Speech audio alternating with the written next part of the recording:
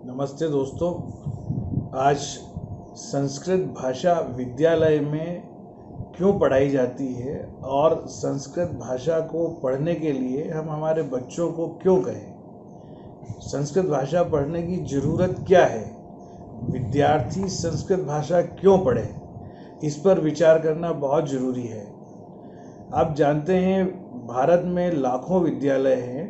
उन विद्यालयों में जो CBSE के निजी विद्यालय है, प्राइवेट स्कूल से, वहाँ पर कक्षा 3 से लेकर 8वीं तक संस्कृत भाषा पढ़ाई जाती है। 8वीं से आगे अगर संस्कृत भाषा पढ़ना है तो विद्यार्थी को हिंदी, अंग्रेजी और संस्कृत में से किन्हीं 2 भाषाओं का चयन करना पड़ता है। ज़्यादातर बच्चे हिंदी और अंग्रेजी का ही चयन करते हैं। कई विद्यालयों में तो हिंदी और संस्कृत के स्थान पर अंग्रेजी के साथ में जर्मनी, फ्रेंच, स्पेनिश आदि भाषाओं के विकल्प भी आ गए हैं। भारत के केंद्रीय विद्यालय और जवाहर नवोदय विद्यालयों में कक्षा 6 से लेकर 8वीं तक संस्कृत भाषा अनिवार्य रूप से पढ़ाई जाती है, लेकिन कक्षा 9वीं में यह भी एक ऐच्छिक विषय हो जाता है। बच्चा चाहे तो हिंदी के स्थान पर संस्कृत पढ़ सकता है और संस्कृत का पढ़ना 9वीं और 10वीं में कंपलसरी, अनिवार्य नहीं होता। इसी तरह बहुत सारे विभिन्न राज्यों के जो शिक्षा संबंधी बोर्ड है, उन शिक्षा बोर्डों में भी कुछ राज्यों में 1ली से 3री से कहीं 8वीं तक और कुछ जगहों पर 9वीं 10वीं में संस्कृत भाषा पढ़ाई जाती है। कई जगह संस्कृत भाषा कक्षा 3 से लेकर 8वीं तक अनिवार्य है, लेकिन सब जगह पर ऐसा बंधन नहीं है। कई राज्य तो ऐसे हैं जहाँ पर हिंदी लेना भी ज़रूरी नहीं है, जहाँ उनकी क्षेत्रीय भाषाएं ही पढ़ाई जाती है, वहाँ संस्कृत भाषा का विशेष दर्जा दिया ही नहीं जाता। अब प्रश्न ये उठता है कि आखिर संस्कृत भाषा बच्चा क्यों पढ़े। ज़्यादातर लोग बोलते हैं कि संस्कृत भाषा पढ़ने से होगा क्या, बच्चा क्या कर लेगा संस्कृत भाषा को पढ़ कर के, इसमें रोजगार तो मिलता नहीं है। तो ये बहुत बड़ी भूल है और बहुत बड़ी भूल के साथ साथ ये हमारी बौद्धिक गरीबी इसे कह दीजिए कि हम बिल्कुल भी नहीं जानते कि संस्कृत भाषा कितनी महत्वपूर्ण है। संस्कृत भाषा भारत की ही नहीं, विश्व की सबसे प्राचीनतम भाषाओं में से एक है और यह भाषा मूल रूप से जैसा इसमें लिखा जाता है वैसा ही बोला जाता है। अस्मिन् भाषायाम यथा लिख्यते तथैव कथ्यते। इसलिए ये भाषा सबसे वैज्ञानिक भाषा है। अमेरिका में भी एक बार वैज्ञानिकों के सम्मेलन में इस बात को प्रमाणित किया गया था कि यह कंप्यूटर के लिए सबसे उपयुक्त भाषा है। चलो, ये तो उपयुक्त भाषा हो गया, लेकिन इसमें रोजगार मिलता है या और कोई लाभ होता है क्या? अगर हम लाभ की बात करें तो संस्कृत भाषा के जो प्राचीन ग्रंथ है वो मूल रूप से ज्ञान, विज्ञान, गणित, रसायन और अनेक विषयों का भरपूर भंडार है। और सबसे ज़्यादा भंडार जिसे हम कहते हैं, यह राजनीति, साहित्य, विभिन्न कलाओं की भाषा है। यह देववाणी कही जाती है, संस्कृत भाषा जो देवनागरी लिपि में लिखी जाती है, और इसका साहित्य ज़्यादातर जो पद्य साहित्य है वह श्लोकों में होता है और काव्य में होता है।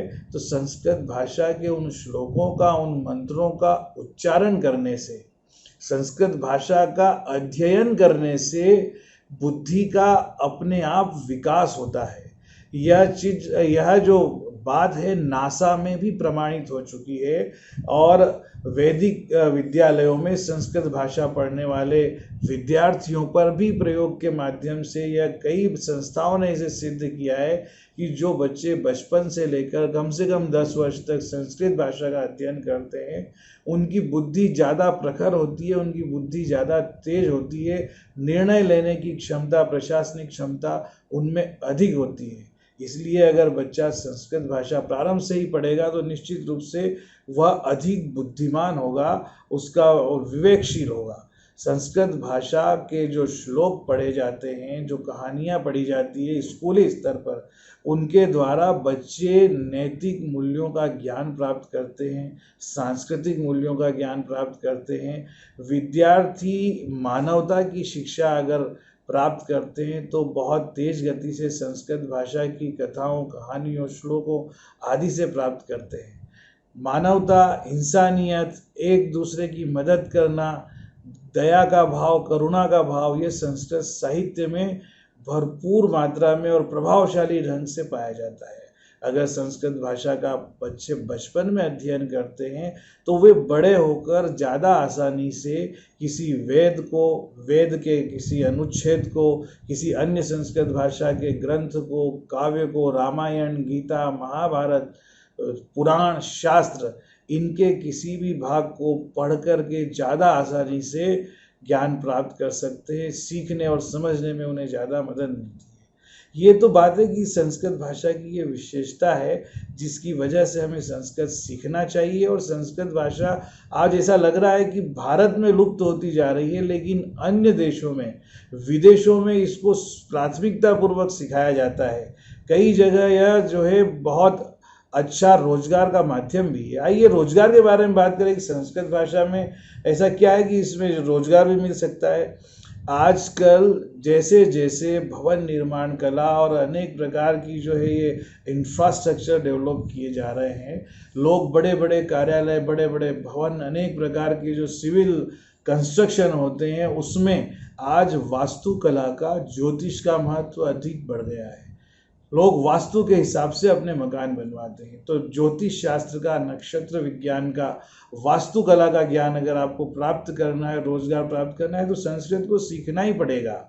आज के इस विश्व में एलोपैथी की जगह लोग होम्योपैथी और उसके भी स्थान पर विशेष रूप से आयुर्वेद और पातंजलि के जो दिए हुए ज्ञान को अपना रहे हैं। पातंजलि का योग सूत्र और योग को सीख करके आज करोड़ों अरबों रुपए का व्यवसाय हो गया है। इसी तरह से आयुर्वेद डॉक्टरों की भी अधिकता बढ़ती जा रही है। हमारे भारत सरकार ने तो आयुष्मान मंत्रालय ही खोल दिया है। तो कहने का मतलब ये है कि अगर आपको BA MS करना है आयुर्वेद में और चिकित्सा करनी है, तो इसमें अगर रोजगार प्राप्त करना है तो निश्चित रूप से संस्कृत भाषा बहुत ही महत्वपूर्ण है। और सबसे बड़ी बात, आज चारों ओर जहां देखो हर कोई मोटिवेशनल स्पीकर हो रहा है, व्यक्तित्व निर्माण की, पर्सनैलिटी डेवलपमेंट की कक्षाएं चल रही है, और आप देखेंगे कि वो हमेशा कुछ न कुछ उदाहरण संस्कृत भाषा के किसी न किसी ग्रंथ देखते हैं। मैनेजमेंट की कला लोग आज रामायण, महाभारत, गीता से सीख रहे हैं।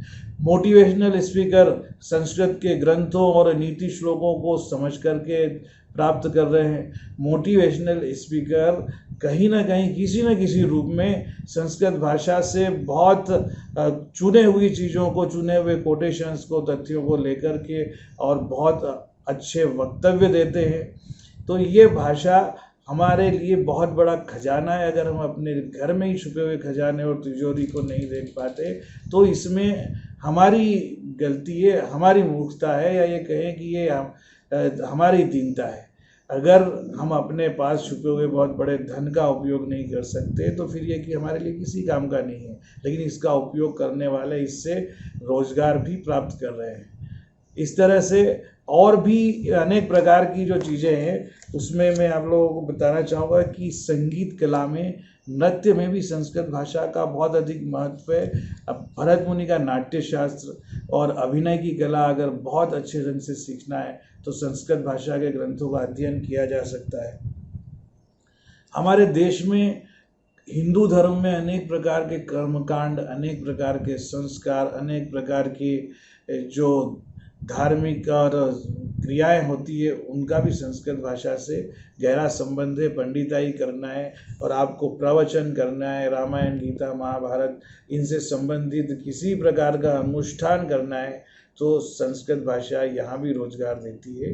तो संस्कृत भाषा ज्ञान विज्ञान के भंडार के साथ साथ रोजगार भी प्रदान कर सकती है। और ये जो भाषा है बहुत ही मधुर है, देववाणी है। संस्कृत भाषा का अध्ययन, अध्यापन व्यक्ति को न केवल इन क्षेत्रों में रोजगार देता है, शिक्षा के क्षेत्र में, IAS, IPS आदि परीक्षाओं में, PCS परीक्षा में भी संस्कृत को एक विषय के रूप में लेकर के पूरे अंक प्राप्त किए जा सकते हैं। संस्कृत ही एकमात्र ऐसी भाषा है जो दुनिया को यह ज्ञान देती है कि सर्वे भवन्तु सुखिनः, सर्वे सन्तु निरामया, सर्वे भद्राणि पश्यन्तु, माँ कश्चित् दुख भाग भवेत्। पूरे विश्व को अगर एक परिवार की तरह समझकर वसुधैव कुटुंबकम की भावना अगर किसी भाषा में है तो एकमात्र संस्कृत भाषा में है।